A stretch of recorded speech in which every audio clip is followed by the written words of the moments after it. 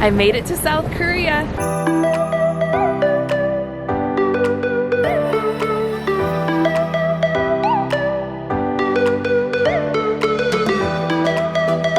Good morning from Seoul. It's my first day here and I'm so excited to be visiting South Korea for the first time because I've only heard wonderful things about this country, and I'm here for a week with Korea Tourism because they're hosting a bunch of YouTubers and showing us around. It's really exciting. There's a lot of really cool stuff planned, so I'm excited to take you guys along with me this week.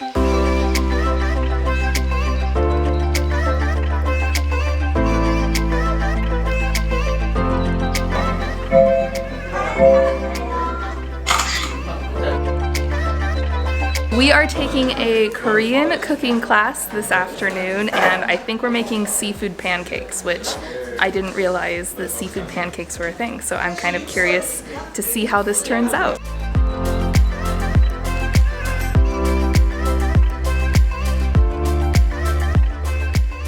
Nobody seems to really know what we're doing. How do I delicately handle the shrimp?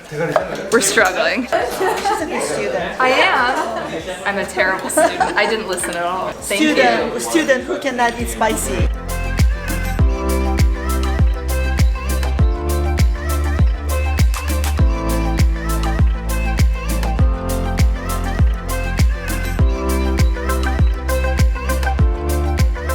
We are carving official seals with our names on them in Korean. I have no idea how to write my name in Korean yet, but we have these stones and we're going to carve them and make like official stamps with our names.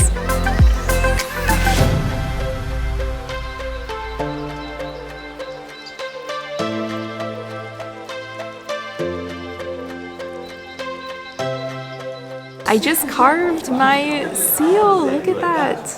So cool. And then I stamped it. It came out like this. So today is going to be a big one. We are doing a Dmz Spy Tour. DMZ stands for Demilitarized Zone, and it is an area at the North Korean and South Korean border. I believe the tour discusses the history between North Korea and South Korea and a lot of other interesting things. And then also at some points of the tour, I believe we are able to look over into North Korea. DMZ tours are totally mainstream and common for tourists to do visiting South Korea, and people say that they are really interesting and an absolute must do.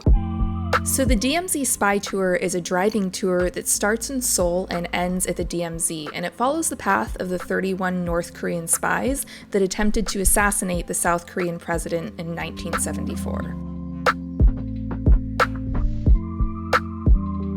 So what you see behind me here across that river is North Korea. They have an observation deck and you can look through binoculars, and it's really crazy. I also didn't realize how like popular this place would be. Like there are field trips with kids here, so I guess this is a really common thing for schools to come do. All of us were up there looking through the binoculars, just going like, I can't believe I'm looking at North Korea.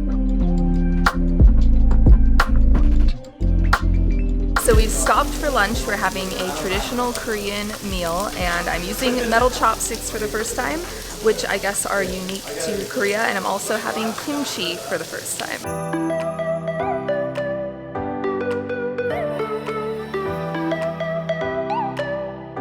We're at a Buddhist temple that lights up at night here in Seoul.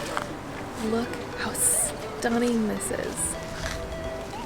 So these lanterns are decorations at the Buddhist temple of Jogyesa, which is located right in the heart of Seoul, and it's quite spectacular to come across because it's planted in the middle of a bustling city with regular high-rise buildings on either side, and these colorful lanterns decorate the temple every May as part of the festival celebrating Buddha's birthday. So if you want to see them, make sure you visit around the time of the festival, and while the temple is amazing to see at night, it's also worth a visit during the day so you can hear the monks leading prayer services. I'm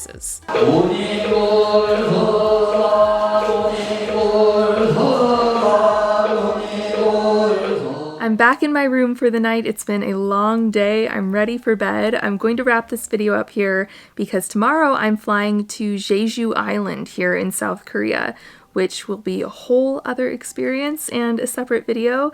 So I hope you guys enjoyed this one, and I'll see you in the next one. Bye.